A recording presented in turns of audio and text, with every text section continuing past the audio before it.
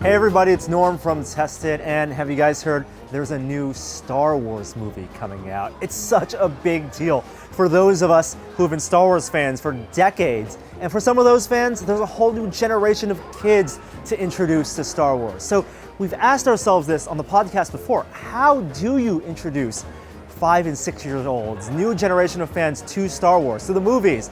You show them the movies as they were released, original trilogy, and new movies. You shuffle the orders up. Which versions of the movies do you show them? There's so many of them out there. Well, for one Star Wars fan, he's going all out, and to introduce his daughter to Star Wars, he's doing what he's calling a Star Mitzvah. Let's go check it out.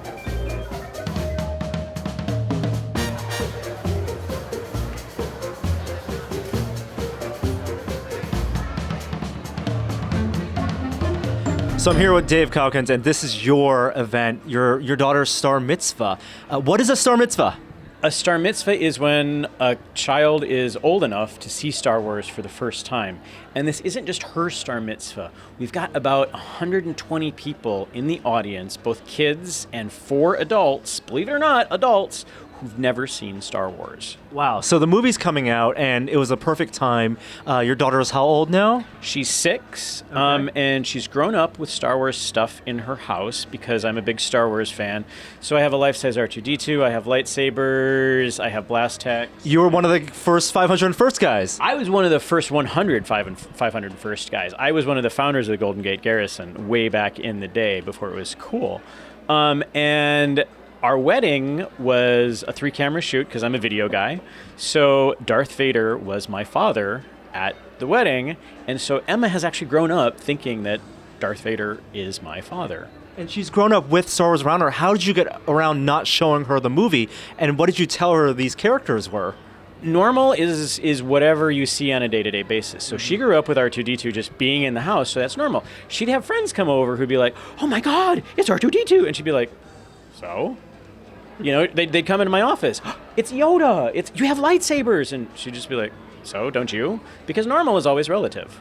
And having seen the movie as often as she has, she's just grown up, the movie of our wedding, she's just grown up knowing that Darth Vader was my father. And since all of my family is out of state, that isn't out of character because she's only seen my sister, who was my best man, and my mother, who walked me down the aisle, a few times. So now, with the new movie coming out where you kind of force into this position, now Star Wars is everywhere, there's merchandise, more awareness of it, it was about time.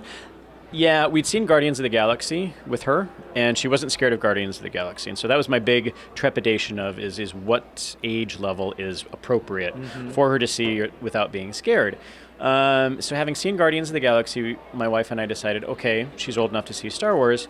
And then with the pending release of Episode 7, it really forced my hand. So I was very, very fortunate that Paul Nathan rented us the Great Star Theater, which is probably the only theater in the Greater Bay Area that would allow us to do this.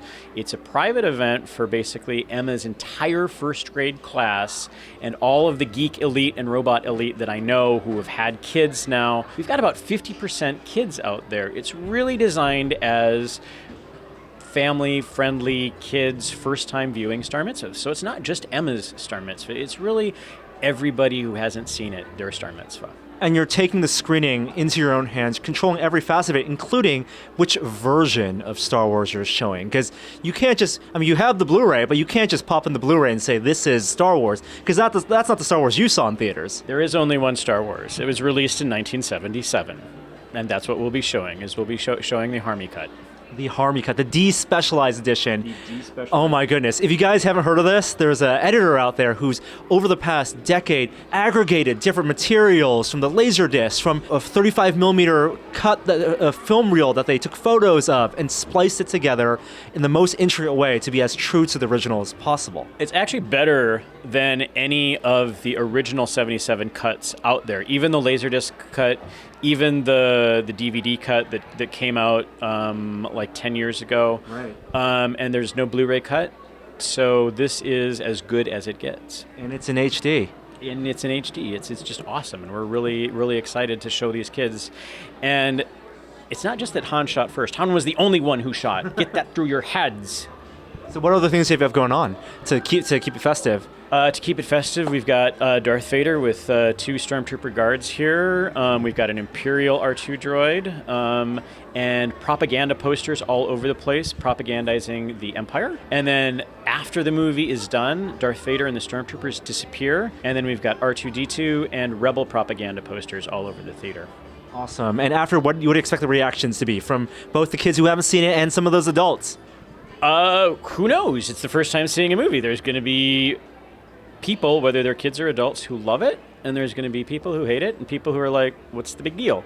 It's going to be, it's that standard bell curve. We'll hopefully chat with some of those people as well. It's so interesting finding someone who's never seen Star Wars and getting their first reaction. You're doing it right, and people take a cue from Dave on how to show kids Star Wars. That's awesome. Harmy. You want the Harmy edition. The despecialized edition. It's online. Thanks so much, Dave, for inviting us. We can't wait to watch the movie. Great. Enjoy the show. Thanks. So, when Star Wars came out in 1977, we did not have these. So I want everybody in the audience to take this.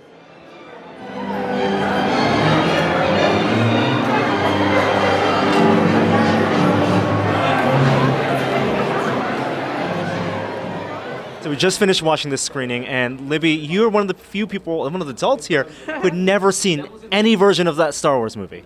That's right. Well, I've never seen it in full. I've seen clips, I've seen outtakes, I've seen all the parodies, but never the actual movie. What did you think? I really liked it. It was fun. It was really funny.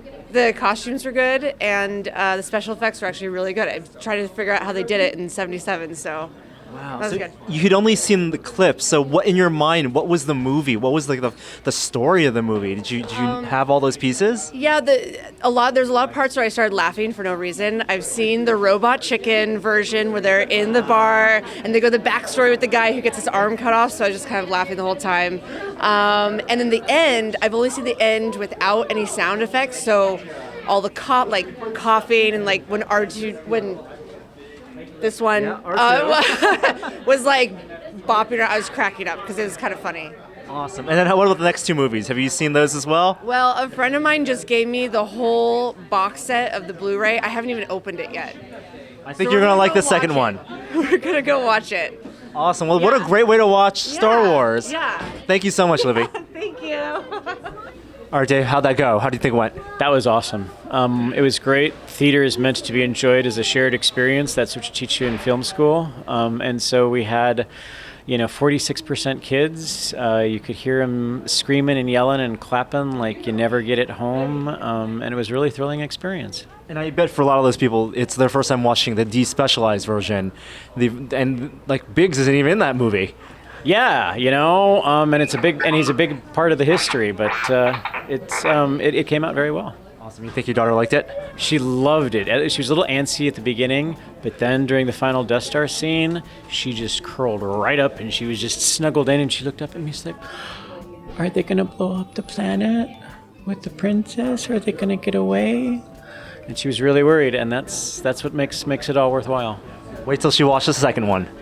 Yes, just not the third one because the Ewoks. Nobody likes Ewoks. Thanks so much, Dave. Thank you. R2, what do you think of the prequels?